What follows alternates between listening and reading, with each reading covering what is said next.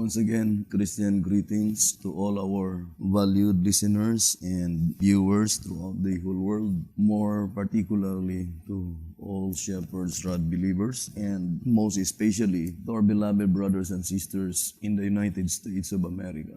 Good evening, and may the good Lord bless you, brothers and sisters. This is episode 17. On our subject, where is the hope of the world? Now, I would like to begin our study on the old symbolic ode, 3 symbolic ode, number 8 to 10, page 8. The statement saying, the fact that we as yet do not understand the whole book proves that some parts of it are yet closed. 3 symbolic ode, number 8 to 10, page 8. I would like to read again. The fact that we as yet do not understand the whole book proves that some parts of it are yet closed. And we will be dealing with those portions by which it was not as yet completely unfolded concerning the book of Daniel. Now, I would like to read the statement on Consecrated Way to Christian Perfection on page 8 from pages 96 and page 98. And it says, and now let us consider further the scripture expressions in Daniel chapter 8 concerning this little horn power. In verses 11 and 25, this little horn power, it is said, he shall magnify himself in his heart. He magnified himself even through or against the prince of the host. And he shall also stand up against or reign on opposition to the prince of princes. This is explained in 2 Thessalonians, 2nd chapter, where the apostle, in correcting wrong impressions which the Thessalonians had received concerning the immediate coming of the Lord, says, let no man deceive you by any means, for that day shall not come, except there come a falling away first, and that man of sin be revealed, the son of perdition, who opposeth and exalteth himself above all that is called God, or that is worshipped, so that he as God sitteth in the temple of God, showing himself that he is God. Remember ye not that when I was yet with you, I told you these things. 2 Thessalonians chapter 2, verse 3, 4, and 5. Plainly, this scripture describes the same power that is represented by the little horn in Daniel chapter 8. But there are other considerations which more fully show it. He says that when he was at Thessalonica with the brethren, he had told them these very things which now he writes. In Acts chapter 17, verses 1 to 3, is the record concerning Paul when he was yet with the Thessalonians as follows. Now when they had passed through Amphipolis and Apollonia, they came to Thessalonica, where was a synagogue of the Jews. And Paul, as his manner was, went in unto them, and 3 Sabbath days reasoned with them out of the Scriptures. And in this reasoning with them out of the Scriptures, he told them about this falling away which should come, and which would be the revealing of the man of sin, the mystery of iniquity, the son of perdition, who would oppose himself to God, and would exalt himself above all that is called God, or that is worship, even putting himself in the place of God, and passing himself off for God. In reasoning with the people out of the Scriptures, where in the Scriptures did Paul find the revelation from which he could tell to the Thessalonians all this? It was in the 8th chapter of Daniel, where the apostle found it. And from this it was that he told it to them while he was there. For in the 8th chapter of Daniel are the very expressions which he uses in 2 Thessalonians, of which he says, remember ye not that when I was yet with you, I told you these things. This fixes the time to be after the apostles' days, when Rome magnified itself even to the prince of the host, and against the prince of princes, and connects it directly with the falling away, or apostasy, which developed the papacy, or Rome, in its latter and ultimate phase. Now let us read verses 11 and 12 of Daniel chapter 8, and it will be plainly seen that here is exactly the place where Paul found the scripture from which he taught the Thessalonians concerning the man of sin and the mystery of iniquity. Yea, he magnified himself even to the prince of the host, and by him the daily was taken away, and the place of his sanctuary was cast down, and an host was was given him against the daily by reason of transgression, and it cast down the truth to the ground, and it practiced and prospered. This plainly points out that which took away the priesthood, the ministry, and the sanctuary of God and of Christianity. Now, let us study closely such prediction given by Daniel and as explained by Apostle Paul, together with the explanation given by Alonzo Jones, Sister White, on the Shepherd's Rod Publications. I would like to read tract number 3 on page 25, and it is concerning Daniel 8, verse 11 and 12, and Daniel 11, verse 31. It says, from this juxtaposition of Daniel 8, verse 11 and 12, and Daniel 11, verse 31, the reader will observe that both scriptures are speaking of the same power, and Christ predicting the signs of the end of the world as he looked forward along the stream of time declared, when ye, his followers, who were to be living at the time, that this horned power was at work against God, against his truth, and his people, therefore shall see the abomination of desolation spoken of by Daniel the prophet stand in the holy place. Whoso readeth, let him understand, and let them which be in Judea flee into the mountains. Matthew 24, verse 15 and 16. These clear words of Christ himself place the work of this power in the future from his time. Now, let us carefully elaborate this very important reading in the scriptures. The Shepherd's Rod plainly told us, and I would like to read 2SR. Here in 2SR on pages 27 and page 28, it says, a large portion of Christendom agree that we are living in the last days of this world's history. When Jesus was asked by his disciples for the signs of his return to earth again and of the end of the world, one of the many signs he gave was, when ye therefore shall see the abomination of desolation, spoken of by Daniel the prophet, stand in the holy place, whoso readeth, let him understand. Matthew 24, verse 15. It is evident from the words of the Master that the book of Daniel contains information regarding the signs of the times and of the end of the world. The prophecies of Daniel were of little worth to the disciples and the early Christian church, for Daniel says the book was sealed to the time of the end. Now, ponder deeply, brothers and sisters. First of all, the admonition given by Jesus Christ that those who read it, let him understand. Would you think that admonition given by Jesus Christ is applicable to the time when Jesus Christ himself sealed the book, by which it utters the impossibility to comprehend the book? The Shepherd's Rod made it so plain. In 2SR 111, it says, the book of Daniel and the book of Revelation were written especially for the generation living at the time of the end, and not so much for the Roman world.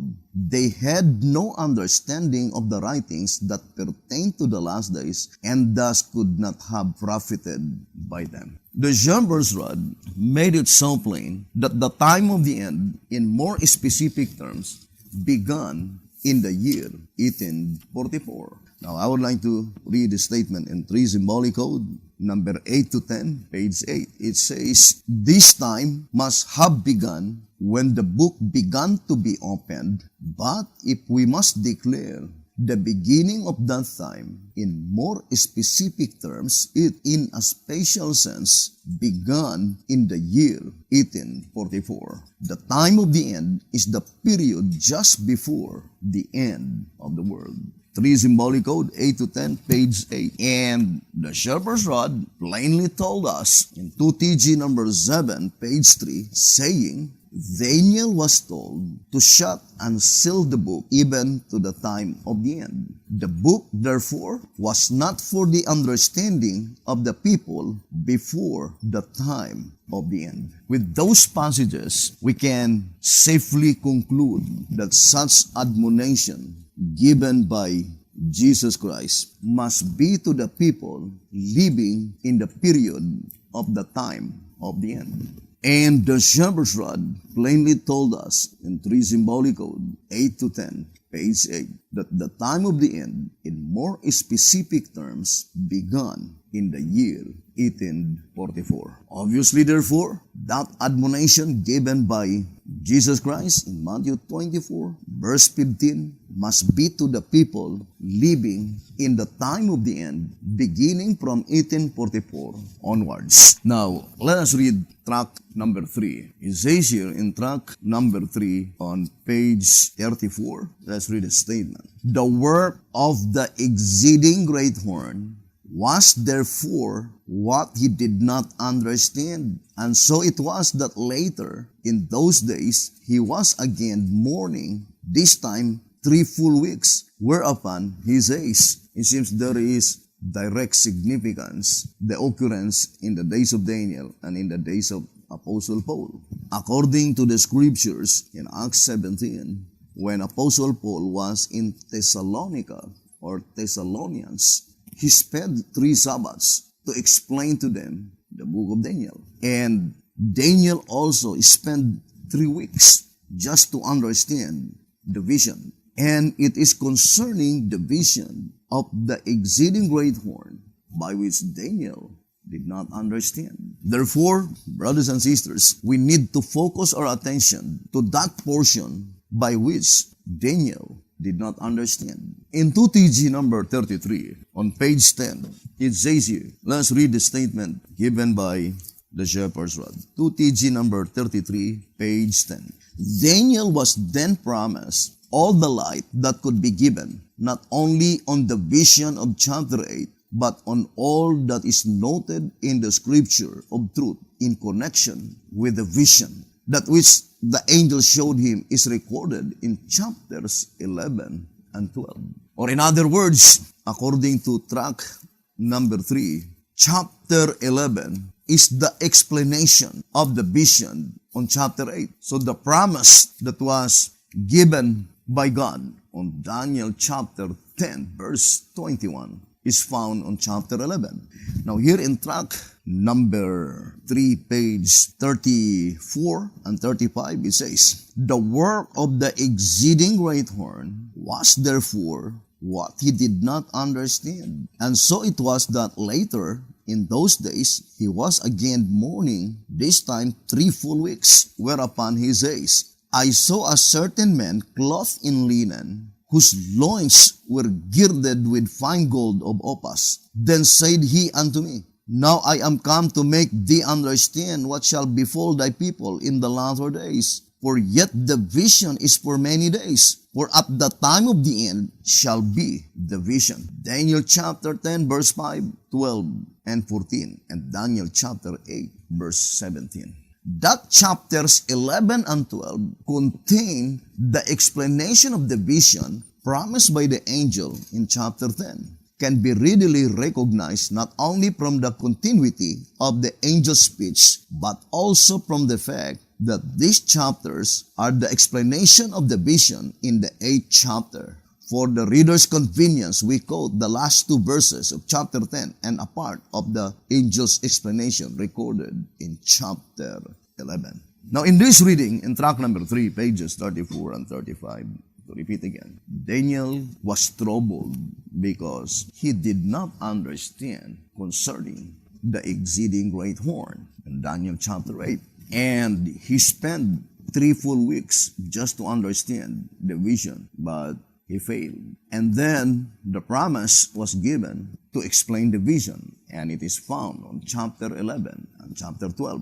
Now going back again in 2TG number 33, page 10, it says, chapter 11, you will see, begins with the vision of chapter 8, with the kings of Medo-Persia and Greece as symbolized by the ram and he-goat in chapter 8. Then was Daniel told that the explanation at last was sufficient, but that it was impossible for him to understand it all, for the vision was sealed to the time of the end. Chapter 12, verses 8 and 9. So here the voice of inspiration says in 2TG 33, page 10, the vision on chapter 8, the explanation that was given on chapter 11 and 12 is sufficient to explain the vision in chapter 8, particularly pointing to the exceeding great horn. Now, we know, brothers and sisters, that we as Shepherd's Rod believers understood that concerning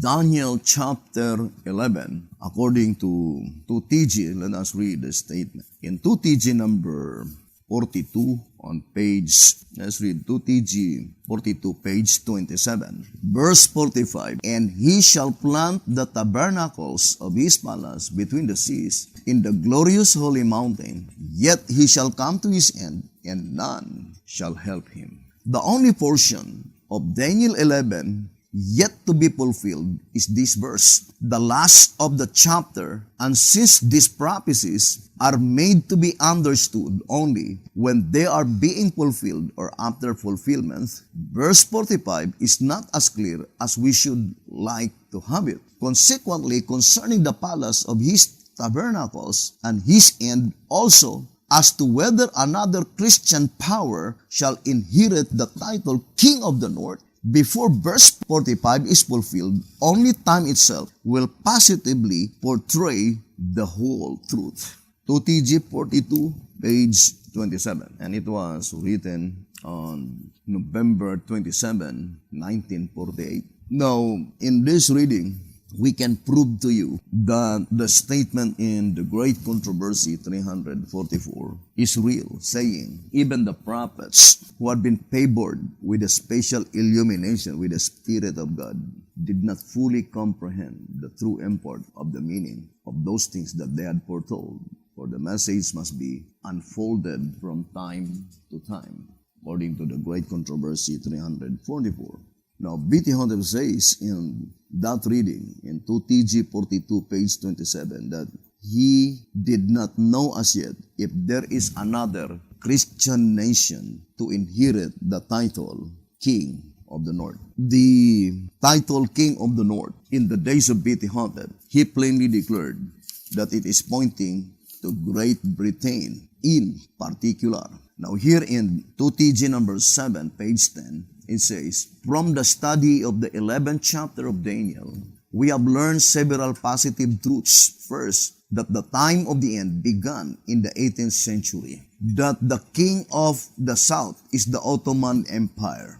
Third, that the king of the north at the present time is Great Britain in particular. That is the declaration that was declared by B.T. Hunter on September 20, 1947. And then in 1948, he plainly told us that he did not know that if there is another Christian nation to inherit the title King of the North.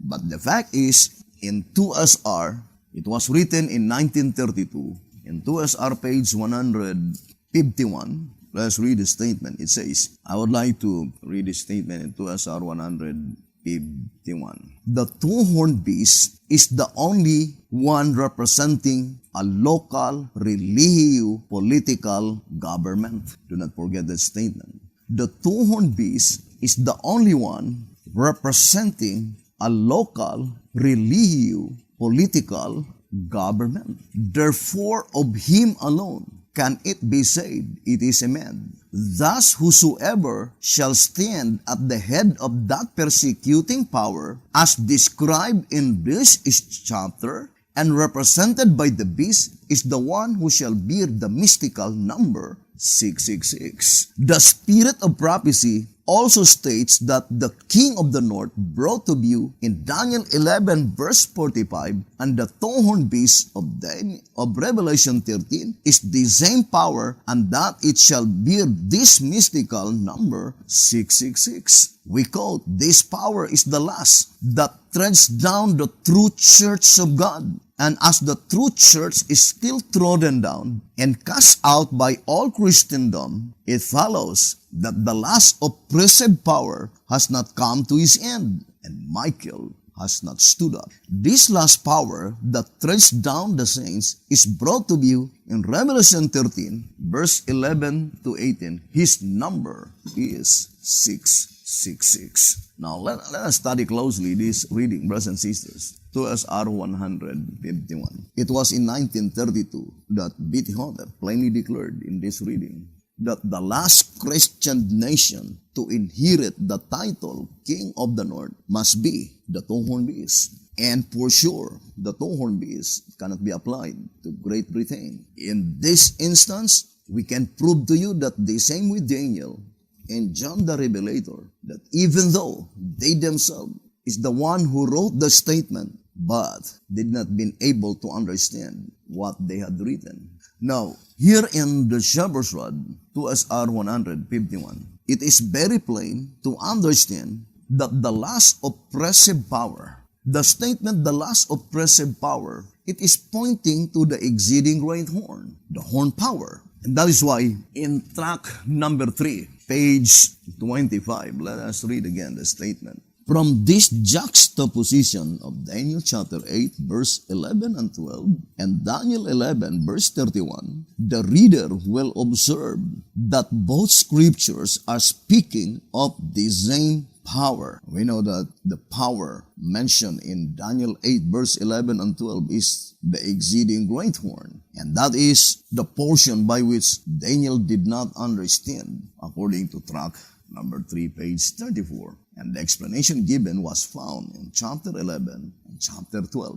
And the Shepherd's Rod says, brothers and sisters, in 2TG 42, page 27, that the only portion in Daniel chapter 11 by which it was still unfulfilled is verse 45.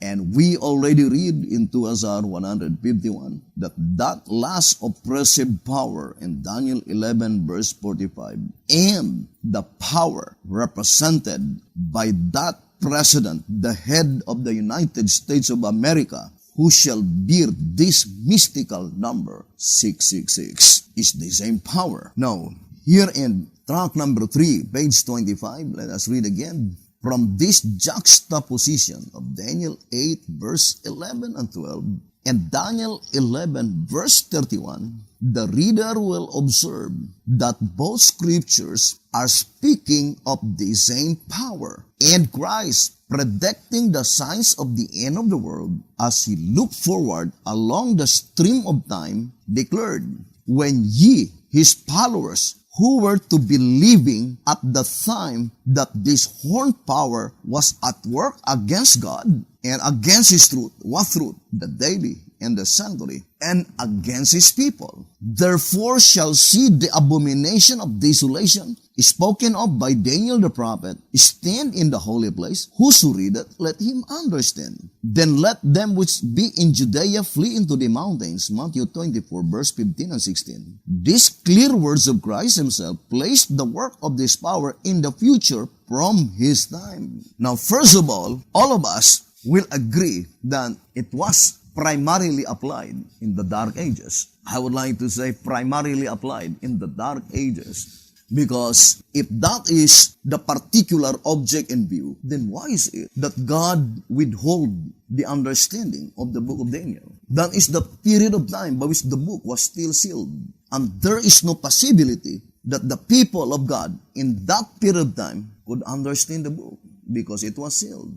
Therefore, they had not been profited by it, brothers and sisters. And that is why, without any doubts, I would like to use the term in track number 5, page 34, fulfilled prophecies are seen therefore to be employed by the scriptures only as groundwork for that part of prophecy which is yet to be fulfilled. I would like to read again. It says, track number 5, page 34, fulfilled prophecies are seen therefore to be employed by the scriptures only as groundwork for that part of prophecy which is yet to be fulfilled. Track number 5, page 34. Now, let us focus our attention to Daniel chapter 8. Remember, brothers and sisters, the focal point on Daniel chapter 8, it is concerning the exceeding great horn and the daily in the sanctuary. Now, remember the second chapter of the Thessalonians, according to our reading, in Consecrated Way to Christian Perfection. The explanation that was given by Apostle Paul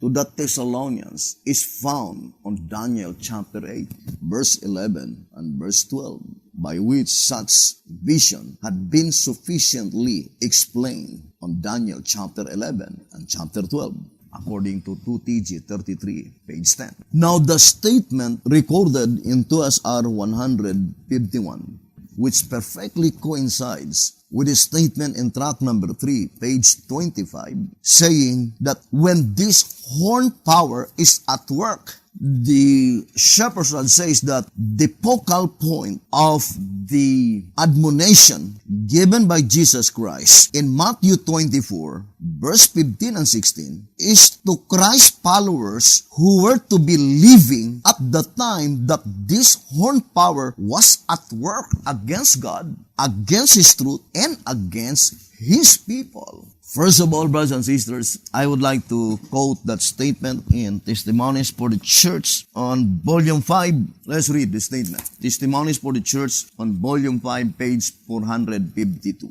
It says, "It is no time now to allow our minds to be engrossed with things of minor importance." What is minor importance? Food, clothing, and shelter, right?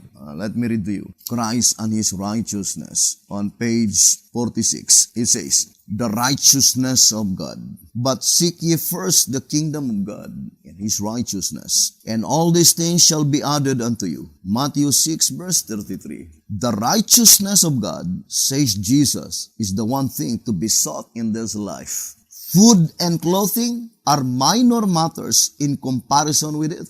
God will supply them as a matter of course, so that anxious care and worriment need not be expended on them. But to secure God's kingdom and His righteousness should be the only object of life. That's what the Shepherd's Rod says in 2TG number 35. I would like to read that reading. It says on page 6, God's righteousness, you see, is His integrity, His sure promises, His might to perform. He guarantees His promises. They never fail. To have the righteousness of the Lord, therefore, is to have His integrity and faithfulness. And this we can never have so long as we mistrust Him. Never so long as we doubt His word. For to doubt is nothing short of calling Him a liar. To doubt is the greatest offense one can commit. No one can doubt God and still receive His blessings and promises. To have the righteousness of the Lord, therefore, is to implicitly trust Him without reservation. And where does He expect us to begin? He wants us to begin with the thing that troubles us most, the temporal things of tomorrow. He wants us to learn that we cannot serve self and God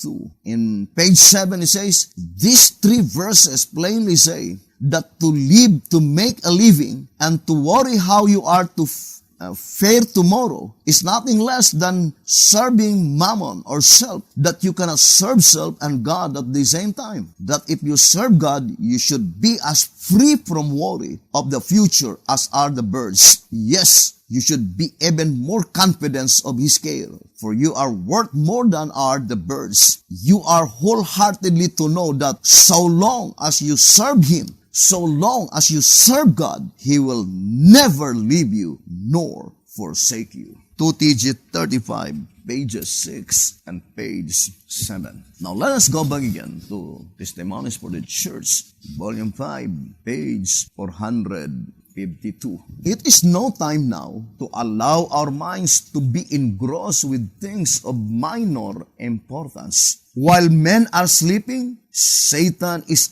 actively arranging matters so that the Lord's people may not have mercy or justice. The Sunday movement is now making its way in darkness. The leaders are canceling the true issue, and many who unite in the movement do not themselves see whether the undercurrent is standing. Its professions are mild and apparently Christian, but when it shall speak, it will reveal the spirit of the dragon. It is our duty to do all in our power to avert the threatened danger. We should endeavor to disarm prejudice by placing ourselves in a proper light before the people. We should bring before them the real question at issue. thus interposing the most effectual protest against measure to restrict liberty of conscience. We should search the scriptures and be able to give the reason for our faith. Says the prophet, the wicked shall do wickedly, and none of the wicked shall understand, but the wise shall understand. Volume 5, page 452. Let us be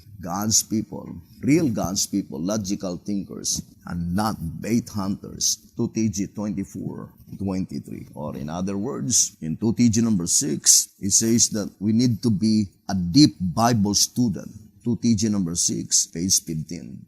But we must not be superficial readers and thinkers. Let us be deep Bible students. 2 TG number 6, page 15. If the devil is not making its way in the darkness, concealing the true issue, there will be no need for God such admonition that we need to study closely the book of Daniel, and then admonishing us that those who read it, let him understand.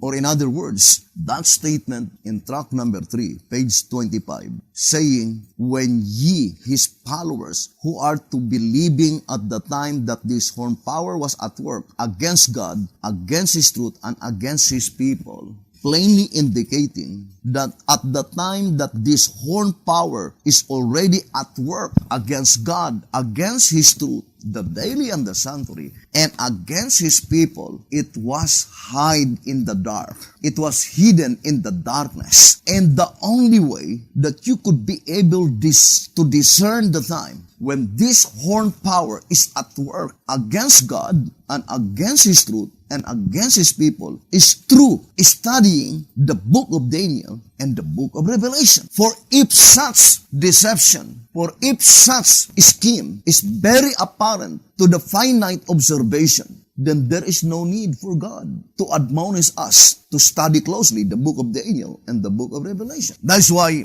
in Prophets and Kings 547, it says, as we near the close of this world history, the prophecies recorded by Daniel demand our special attention, for they relate to the very time in which we are living. And in such study, we need to link the last book of the New Testament scriptures, and that is the book of Revelation. And secondly, the mere fact that the book of Revelation is to be more fully understood, the promise was in 2 TG number 12, page 30, saying, the revelation, therefore, is to be more fully understood during the judgment of the living. We know that such understanding of the book cometh only from God, and the reason that God will be completely unfold the book of Daniel and the book of Revelation in the judgment of the living, plainly indicating that this predicted event will finally be realized in the judgment of the living, rather than in the judgment that pertains to the dead. Now, let us go back again, brothers and sisters, to our main subject concerning the exceeding great horn, recorded in Daniel chapter 8, verse 11 to 12, by which, according to the voice of inspiration in tract number 3, that verse 31 in Daniel chapter 11 is pointing to the same power on Daniel chapter 8, verse 11 and 12. I would like to read again the statement here in tract number 3, page 25.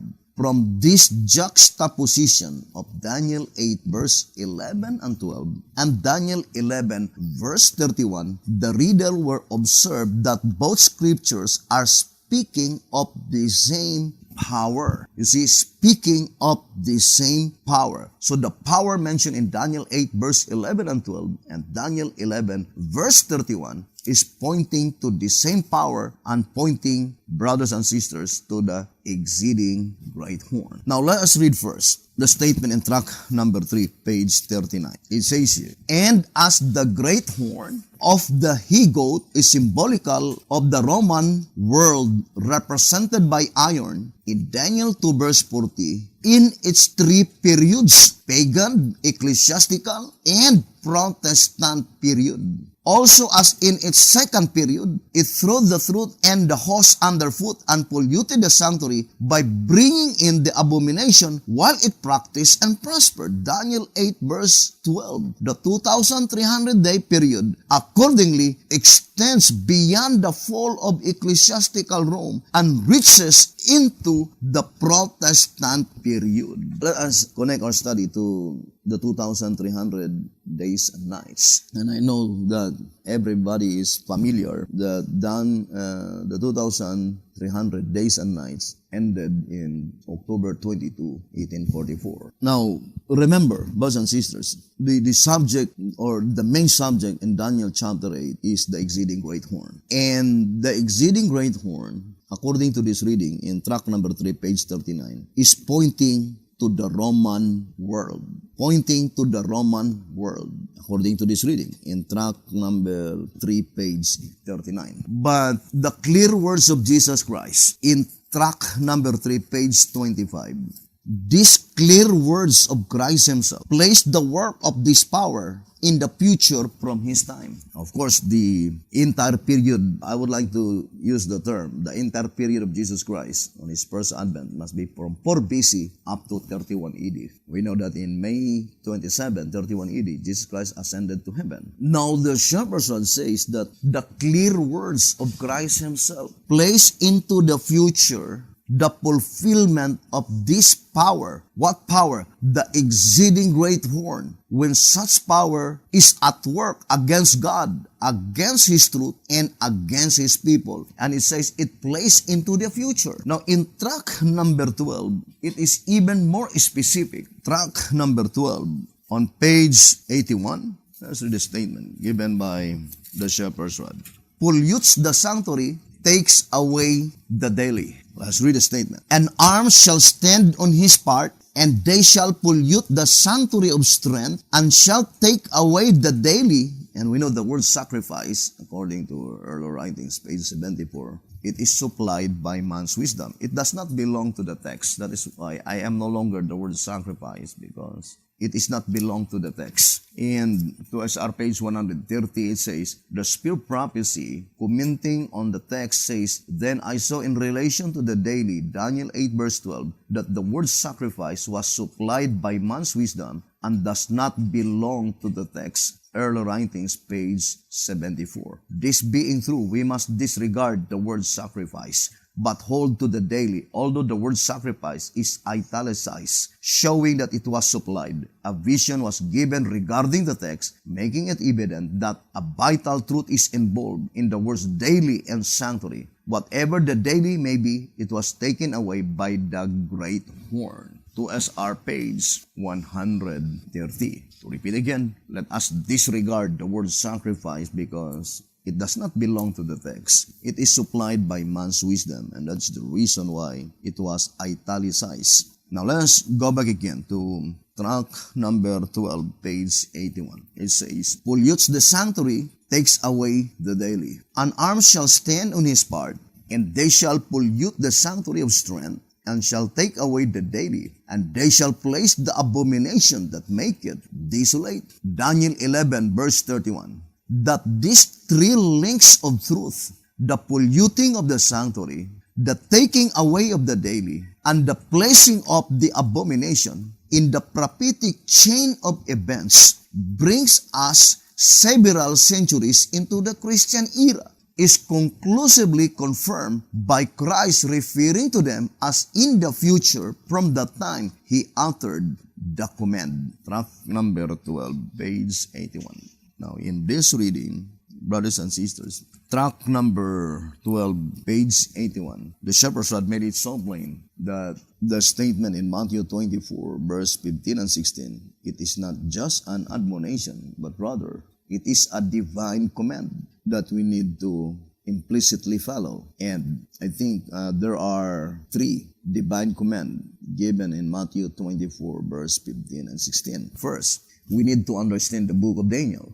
whoso readeth, let him understand. The mere fact that Christ gives an absolute admonition that we need to understand, or a divine command to understand the book of Daniel, plainly indicating that Jesus Christ himself will give understanding. And that's why, to repeat again, that divine command cannot be applied in the people living prior to the time of the end, by which the time of the end began in the year 1844. Therefore, the divine command must be applied to the generation living from 1844 onwards. But the absolute fact is that P.T. Hotep himself says in 3 Symbolic Code, number 8 to 10, page 8, that there are still some portion in the book of Daniel which is yet closed and they did not as yet understand. And for example, in 1948, November 27, P.T. Hotep says that he did not as yet understand if there is still another Christian nation to inherit the title King of the North after Great Britain. But it was already recorded in 2SR 151, brothers and sisters. Therefore, the particular object in view in this study must be pointing to the two-horned beast, the United States of America, the last Christian nation to inherit the title King of the North. And since the only verse in Daniel 11 that's still unfulfilled, according to 2 TG 42:27, is verse 45, and the Shepherd's Rod made it so plain in 2SR 151 that the power mentioned in verse 45 and the power mentioned in Revelation 13, verse 11 to 18, pointing to the President of the United States of America, by which unto him belong that mystical number 666, is the same power, the last oppressive power that will tread down the true people of God. And as far as the Shepherd's Rod is thus concerned, here in tract number 3, let me read to you. On page 39, it says, the treading of the horse is the massacring of the Christians who would not worship according to the dictates of the horned power. Now, I would like to read again. It says, the treading of the horse is the massacring of the Christians who would not worship according to the dictates of the horned power. Now, what is the power mentioned in Daniel 11 verse 31? Now, let me read to you here in tract number 3, page 28. And in the latter time of their kingdom, when the transgressors, the Jews, are come to the full, a king of first countenance and understanding dark sentences shall stand up, and his power shall be mighty, but not by his own power, for arms shall stand on his part. Daniel 11:31. The armies of the civil powers. Who are they, the arms that shall stand on his part? Recorded in Daniel 11 verse 31. That is the armies of the civil powers. And he shall destroy wonderfully, and shall prosper and practice, and shall destroy the mighty and the holy people. Daniel 8 verse 23 and verse 24. I would like to read again the statement in 2SR 151. We quote, this power. What power? The power mentioned in Daniel 11:45 and Revelation 13. We quote, this power is the last that treads down the true church of God. What is the treading of the horse? The massacring of the Christians. Now, I would like to read this statement in the writings for prophecy. 3SM, page 397 and 398. This is under the chapter Meeting the Sandilo Crisis. Persecution in the battle before the last closing conflict. The two armies will stand distinct and separate. And this distinction will be so marked that many who shall be convinced of the truth will come on the side of God's commandment-keeping people. When this great work is to take place in the battle, prior to the closing conflict, many will be imprisoned, many will be forced to flee from the cities and towns, many will be martyrs for Christ's sake, in standing in defense of truth. 3SM, page 397 and 398. I think that is very plain. It says, many will be martyrs for Christ's sake. And I do fully believe that is Revelation 14:13. Because if we will be studying the sanctuary doctrine, the shepherd's rod plainly told us here in track number 1 on page 35, it says, the bright light going among the living creatures with the swiftness of lightning represents the speed with which this work will finally go forward to completion in behalf of His people during the judgment hour. Testimonies, Volume 5, page 754. For the faces of the living creatures are figurative of the saints in time of judgment. The faces of the cherubim being the same as those of the beasts of the Revelation, they both necessarily have complementary significance. The key to is John supplies, and they sang a new song, saying, Thou art worthy to take the book and to open the seals thereof, for thou wast slain and hast redeemed us to God by thy blood out of every kindred and tongue and people and nation. Revelation 5 verse 9. Since the 4 living creatures in Ezekiel chapter 1 has the same complementary significance of the 4 beasts, Revelation chapter 5, chapter 4, and chapter 5. Therefore, since the significance of the 4 beasts and Revelation according to 2SR represent 4 classes of saints, according to 2SR 195, it says, Therefore, it is evident that the 4 beasts are symbols which represent 4 groups of saints, gathered from all ages and out of every kindred, tongue, and people and nation. 2SR 195. Therefore, the 4 living creatures is also pointing to 4 classes of saints. And since the remaining seal from 1844 onwards is the last 2 seals, the 6th seal and the 7th seal, and the 6th seal being the last seal to the saints who are destined for grave and resurrection, it is divided into 2 classes, Isaiah 57:1 and Revelation 14:13. Isaiah 57:1, they are the saints who died on natural death. But Revelation 14 verse 13,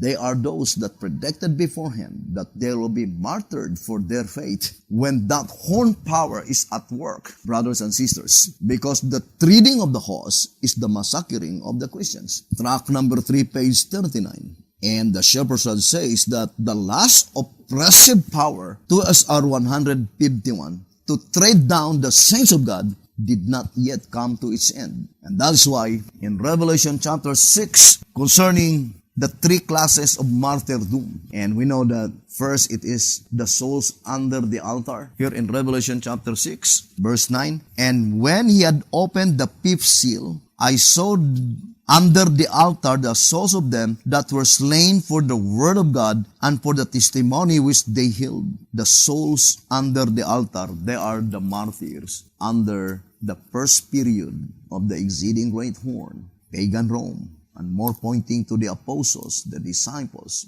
and more pointing in the days of Nero, according to the great controversy on page 40. It says here, let us read the statement in the great controversy on page 40. This is the statement given by these persecutions beginning under Nero about the time of the martyrdom of Paul continued with greater or less fury for centuries. Christians were falsely accused of the most dreadful crimes and declared to be the cause of great calamities, famine, pestilence, and earthquake.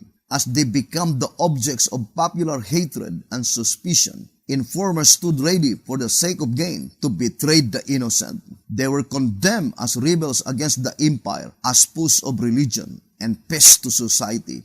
Great numbers were thrown to wild beasts or burned alive in the amphitheaters. Some were crucified, others were covered with the skins of wild animals and thrust into the arena to be torn by dogs. Their punishment was often made the chief entertainment at public pits. Vast multitudes assembled to enjoy the sight and greeted their dying agonies with laughter and applause. The Great Controversy, page 40. And in the book of Revelation, they are represented as the souls under the altar. Those who have been martyred for their faith in the first period of the exceeding great horn, pagan Rome. Verse 10, And they cried with a loud voice, saying, How long, O Lord, holy and true, and thou not judge and avenge our blood on them that dwell on the earth? And white robes were given unto every one of them, and it was said unto them that they should rest yet for a little season, until their fellow servants also and their brethren that should be killed as they were should be fulfilled. The fellow servants, those who are martyred for their faith during the dark ages, in the second period of the exceeding great horn, and that is the papal supremacy. But the statement, and their brethren, is pointing to Revelation 14:13. Those will be martyred for their faith, as recorded in 3SM page 397. That is, brothers and sisters, when that last power of the exceeding great horn in the Protestant period will tread down the saints of God. And the treading of the saints is the massacring of the Christians. Remember, brothers and sisters, the voice of inspiration is plainly telling here in track number 3. Let's go back again to the reading, saying that the arms that shall stand on his part is pointing to the armies of the civil powers. Now let's read track number 3, page 28, and it says, And in the latter time of their kingdom, when the transgressor, the Jews, are come to the full, a king of first countenance, in understanding dark sentences, shall stand up, and his power shall be mighty, but not by his own power, for arms shall stand on his part. Daniel 11, verse 31. The armies of the civil powers. I would like to read a statement in the Great Controversy, 444. Charles Beecher, in a sermon in the year 1846, declared that the ministry of the evangelical Protestant denominations, so the focal point is concerning the evangelical church in the United States of America. It says, Charles Beecher, in a sermon in the year 1846, declared that the ministry of the evangelical Protestant denominations is not only formed all the way up under a tremendous pressure of merely human fear, but they live and move and breathe in a state of things radically corrupt and appealing every hour to every baser element of their nature to hush up the truth and bow the knee to the power of apostasy. Was not this the way things went with Rome? Are we not living her life over again? And what do we see just ahead? Another general council, a world's convention, evangelical alliance, and universal creed. Sermon on the Bible, a sufficient creed, delivered at Fort Wayne, Indiana, February 22, 1846. When this shall be gained, then in the effort to secure complete uniformity, it will be only a step to the resort to force. The Great Controversy, page 444. Remember, that was in 1846. And how about now, in the year 2020, concerning the ministry of the evangelical denomination in the Protestant America? Now, brothers and sisters, Volume 5, Testimonies for the Church, Volume 5, on page, I think, 620, let's read the statement. Volume 5, page 620, it says, We profess to have more truth than other denominations. Yet, if this does not lead to greater consecration, to purer, holier lives, of what benefit is it to us? It would be better for us to never have seen the light of truth than to profess to accept it and not be sanctified through it. Volume 5, page 620.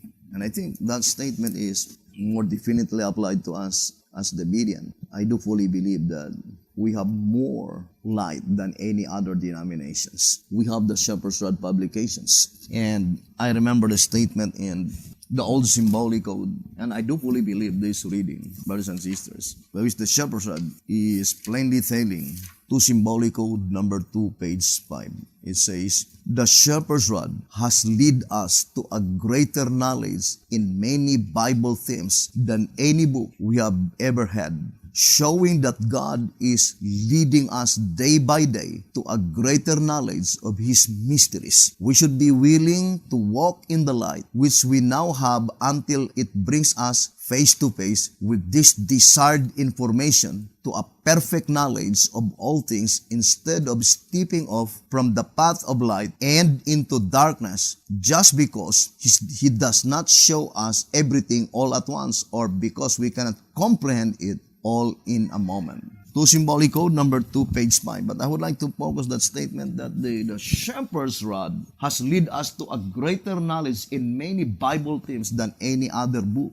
That is the reality. And we'll be grateful for that. And we'll be thankful to the Lord, brothers and sisters, to have these publications, the shepherd's rod publications. And we need to love and the declaration given by the shepherd's rod. And we need to study closely, more particularly in the days in which we are living. Because, brothers and sisters, the statement in answerer number 2 on page 75, these prophecies must therefore be revealed in order to strengthen the church in her final warfare. Otherwise, for what purpose were they written? Answerer number 2, page 75. It says the prophecies, of course, it must be revealed before it will be fulfilled so that the church will be strengthened to enter her final conflict. And the voice of inspiration admonishes us here in White House Recruiter, page 27, White House Recruiter. The prophecies we all know are heaven's light to our feet. I would like to read again. The prophecies we all know are heaven's light to our feet. If we fail to open our eyes and hearts to them, at the time the Lord would have us profit by the unruling of the school, how then shall we escape being like the blind, leading the blind? White House Recruiter, page 27. It says, the prophecies we all know are heaven's light to our feet. If we fail to open our eyes and hearts to them, at the time the Lord would have us profit by the unruling of the school, how then shall we escape